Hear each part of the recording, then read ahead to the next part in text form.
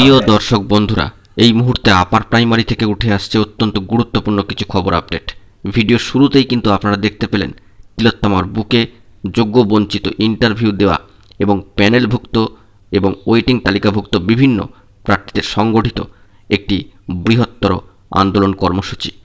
কিন্তু এত কিছুর পরেও কেস মেনশন সংক্রান্ত বিষয় প্রবল গড়িমসির জায়গা কিন্তু লক্ষ্য করা যাচ্ছে এবং সমস্ত কিছুর ঊর্ধ্বে উঠে গিয়ে এবার কিন্তু নির্দিষ্ট একটা দিনক্ষণ ঠিক হয়ে গেল। বন্ধুরা, নিয়োগ ও জয়েনিং সংক্রান্ত বিষয় জরুরি খবর আপডেট উঠে আসছে এই ভিডিওর মধ্যে। সবটাই আলোচনা করছি, ভিডিওটিকে শেষ পর্যন্ত দেখে নেবেন এবং চ্যানেলটিকে সাবস্ক্রাইব করে সঙ্গে থাকবেন। বন্ধুরা, যে বিষয়টি জানা যাচ্ছে, পুনরায় আরও একবার আপার প্রাইমারি শিক্ষক নিয়োগ প্রক্রিয়ায় প্রবল গড়িমসির চেহারা ফুটে উঠছে এবং তারই পরিপ্রেক্ষিতে রাজ্য সরকার ও বিচার বিভাগের কাছে আবেদন আপারের নিয়োগ দিন। প্রার্থীরা কিন্তু দাবি জানাচ্ছেন এমনটাই। পশ্চিমবঙ্গ আপার প্রাইমারি চাকরি প্রার্থী মঞ্চের তরফ থেকে পুনরায় আরও একবার স্কুল সার্ভিস কমিশন অভিযানের কিন্তু ডাক দেওয়া হয়েছে। আগামী 11-10-2023 তারিখে অর্থাৎ বুধবার দিন হয় নিয়োগ দিন, জয়েনিং দিন, নয়তো স্বেচ্ছামৃত্যুর অধিকার দিন। অত্যন্ত গুরুত্বপূর্ণ একটি আন্দোলন কর্মসূচির ডাক দেওয়া হয়েছে আচার্য সদন সল্টলেক স্কুল সার্ভিস কমিশন অভিযান। আগামী 11-10-2023 তারিখ পশ্চিমবঙ্গ আপার প্রাইমারি চাকরি প্রার্থী মঞ্চের তরফ থেকে এই গুরুত্বপূর্ণ অভিযান কর্মসূচির ডাক দেওয়া হয়েছে।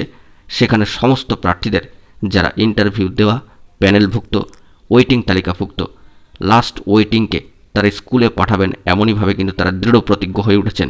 তারই পরিপ্রেক্ষিতে সকলকে আহ্বান জানানো হচ্ছে আগামী 11-10-2023 তারিখ বুধবার দিন আচার্য সদন সল্টলেকে স্কুল সার্ভিস কমিশন অভিযানের কিন্তু ডাক দেওয়া হয়েছে। আপাতত বন্ধুরা, এই তারিখটাই কিন্তু ঠিক হয়ে রয়েছে।